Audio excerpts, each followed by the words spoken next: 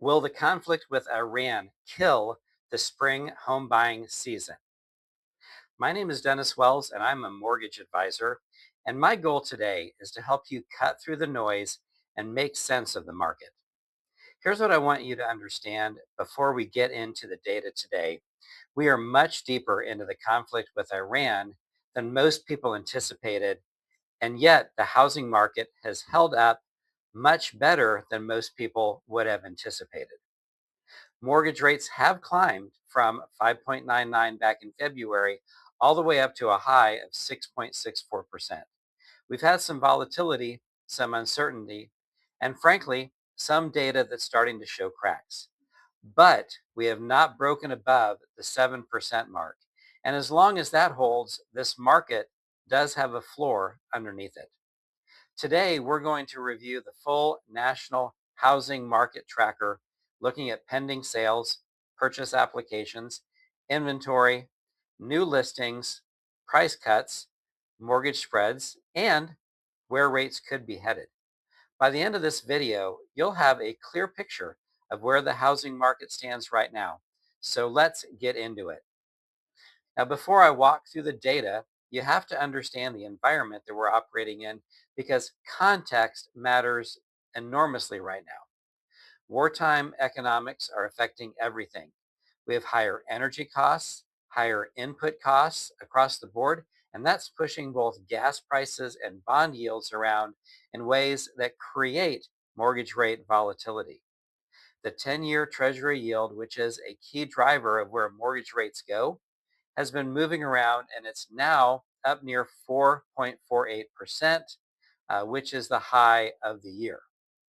Now, back when this conflict started, most economists expected a quick resolution, as usually happens in things like this.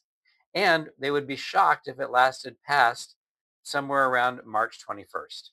The economic implications are just too significant for this to drag on, especially in a midterm year. But here we are, some 40 days later, and we're still waiting on a finalized deal. Now, here's what I want to emphasize because this is important for where rates are heading. Oil prices went up last week after some very hawkish language from the White House, but the 10-year yield didn't follow oil higher. It stayed capped at 4.48%. And I think that tells us something. The bond market is starting to look past the conflict. It's trying to price in a resolution because the 10-year is driven more by Fed policy than by oil supply. And that's actually a constructive sign for mortgage rates. Right now, mortgage rates ended last week at about 6.45%, according to Mortgage News Daily. Polly's lock data shows 6.51% on the weekend. Either way, we're off the high of this session at 6.64%, and that really matters. So let's take a look at the weekly pending home sale data because that is one of my favorite forward-looking indicators. Here's the context. We had a streak going, 6 consecutive weeks of year-over-year growth in weekly pending sales, 6 weeks in a row. It's meaningful because it tells you demand was persisting even as rates were starting to rise. But last week, that streak ended. Here is the actual data. For 2026, last week, we had 70,676 weekly pending sales. For 2025, we had 72,191. So we're running slightly below last year's pace, and we don't want to overreact to a single week because week by week data is kind of noisy. It can get affected by holidays, weather, short term rate moves, things of that nature. And keep in mind, earlier in the year, we did have some year over year declines that were almost entirely driven by the massive snowstorm that we had. So context always matters. But here's the threshold that I'm watching closely. Mortgage rates above 6.64% and certainly above 7% really start to damage the data. Under 6.25% has historically been the sweet spot. We are closer to 6.45% right now, which means that we're in the manageable but not ideal zone. The data is showing exactly what you'd expect in that environment. Slightly softer, but not falling off a cliff. Now, here's the encouraging counterpoint.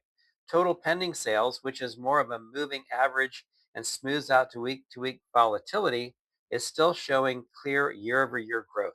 When we look at total pending sales next week, last week for 2026, it was 380, 914. For 2025, it was 367, 777,000.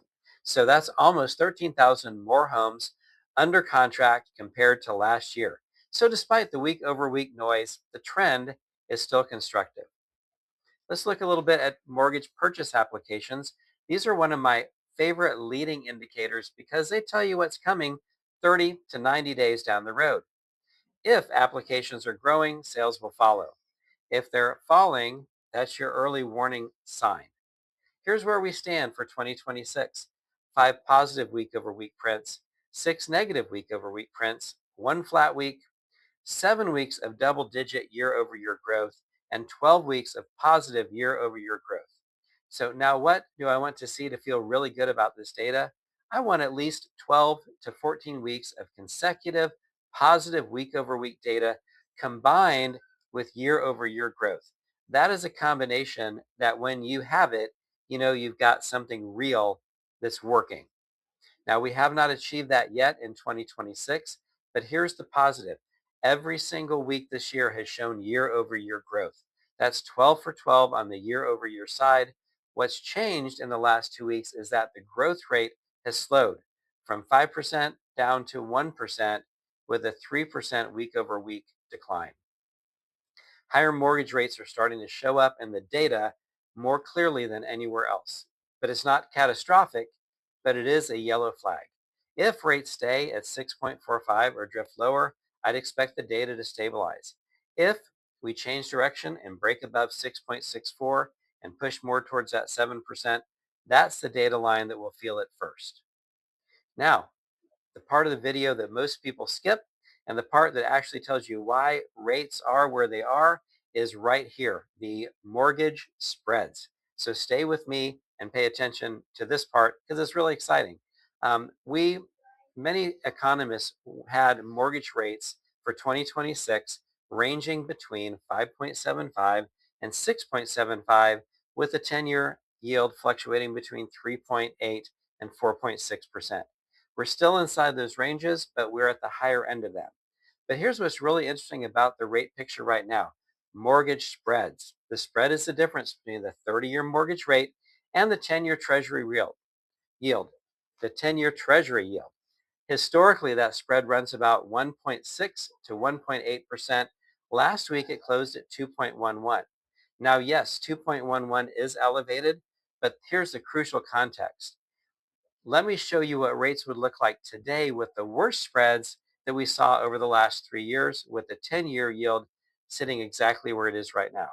The worst of 2023 mortgage rates would be 7.45 today, not 6.45. Worst spreads of 2024 mortgage rates would be 7.07.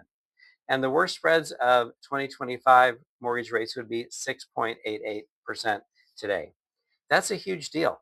Even with the Iran conflict pushing some volatility into the system, the spread picture is meaningfully better than the last 3 years. Buyers in 2023 were dealing with rates that would be well above the 7% in today's environment. That improvement in spreads is one of the quiet wins for housing here in 2026. Earlier in the year, spreads were actually getting better as yields fell, compressing that volatility. The conflict has pushed spreads back up a little bit, but they're still way more favorable than the historical recent norms. If and when this Iran situation resolves, we're going to expect the spreads to improve further, which will put downward pressure on mortgage rates, even if the 10-year yield doesn't move all that much. Now, let's talk about housing inventory because this is another major variable that controls home prices. Seasonal inventory build is fully underway. It's normal. Inventory always rises in the spring, but here's what I want you to pay attention to. The rate of growth has slowed dramatically compared to last year. And it's at its peak in 2025, we were seeing 33% year over year growth in active inventory. Last week, that number was under 4.67. We went from 33% to under 5. That's significant deceleration. And the actual data looks like this. Weekly inventory change from March 28th to April 3rd, inventory rose from 713,000 to 723,000. Same week last year, inventory rose from 675,000 to 691,000. So we have more homes on the market than last year, about 48,000 more, but the gap is closing. And here's the bigger picture. We are nowhere near an unhealthy elevated inventory levels that we saw in 2021, 2022, and 2023. Those markets where inventory was ballooning because demand was falling apart, that's not what is happening here. In a normal market, when rates rise and demand soften, you'd expect inventory growth to accelerate because homes sit longer. We're seeing the early signs of that in some of this week's data, but it's very mild. The inventory story remains controlled, which continues to put a floor under home prices. Now let's take a look at new listing data.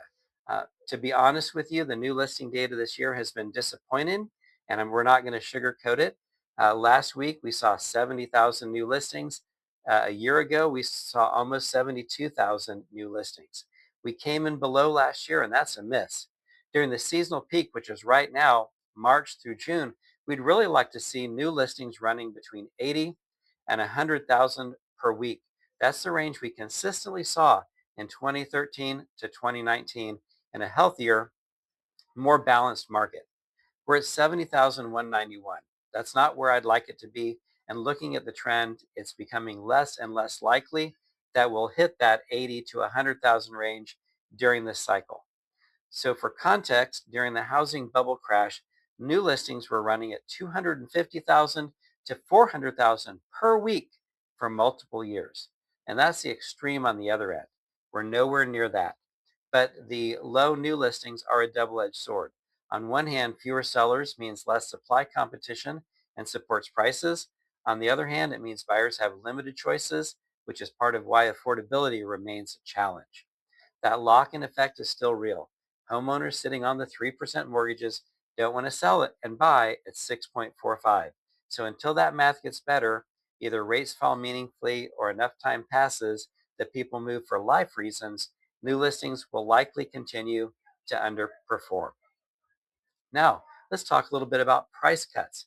As a rule of thumb, about 1/3 of all homes go through at least one price reduction before they sell. It's normal market behavior. But what changes that percentage is the combination of higher rates and higher inventory, both pushing sellers to cut. Last week, we saw 34.44% of listings with a price cut. That is down from the 2025 number of 35%. So we're running slightly before last year, and that's below last year, and that is a positive sign. It feeds into my overall take on home prices this year. Now, I want to be transparent with you. We thought for 2026, home prices would be negative a little bit, 0.62% nationally. Before the Iran conflict started, that forecast was looking to be wrong. Mortgage rates, because they were lower at the beginning of the year, the spreads were improving quicker, and the market was holding up better than many of the models would have suggested. The conflict has changed the picture, though, somewhat. If rates stay elevated or drift higher, the conditions that will create a modest price decline get more and more likely. But right now, with price cuts still running below last year, the market is not confirming a meaningful price correction. So we'll see how the rest of the spring shakes out. Now, as we look for the week ahead, here's what we're watching. Number one, Iran. Yes, we have avoided for now the Mad Max worst case scenario, and yes, we do have a ceasefire in place. That being said, until this conflict ends, it is the most dominant variable in everything. Energy costs, bond yields, mortgage rates, consumer confidence, and how unwinding the conflict plays out over the next few weeks will drive more of the housing data than any other story. But number two, inflation data. We got updated PCE numbers this week. Uh, PCE is the Federal Reserve's favorite measure of inflation, and it did show that inflation was slowing down, but not as much as we would like to see as the numbers came in at estimates. In the current environment, Hotter inflation makes it harder for the Fed to cut rates, and that keeps upward pressure on the 10-year yield and therefore mortgage rates. So cooler inflation would be more constructive for rates, so we have to wait a little bit longer for that. Number three, we're looking at existing home sales. Again, this is a backward looking confirmation of everything we've been talking about here. The sales data will reflect what was under contract 30 to 60 days ago, meaning it mostly captures activities from late January and February when rates were still favorable. So expect that number to continue to look decent. The question is what the forward data tells us going into May and June. So here's my takeaway for this week. The housing market is holding on, but it's not immune to what's happening. The Iran conflict is real, rate volatility is picking up, and we're starting to see it show up in the leading indicators. Purchase applications are slowing, pending sales are losing their year-over-year streak, new listings are underperforming. But the structural picture still intact. Inventory is controlled, mortgage spreads are better than the last 3 years, price cuts are below last year's pace, and we still haven't broken above 7% on mortgage rates, which has historically been the real damage threshold. So as long as the conflict resolves in the short term, I think the spring market has a real shot of recovering momentum. If it drags into the summer, that's when our math is going to get more difficult. But I'll be watching the data every week and breaking it down for you right here. If you want to make sure you don't miss an update, hit subscribe and turn on notifications. And if you've got questions about what this means for your specific situation, whether you're buying, selling, or refinancing, drop them in the comments or reach out to me directly. I'm here to help. And I will see you on the next update.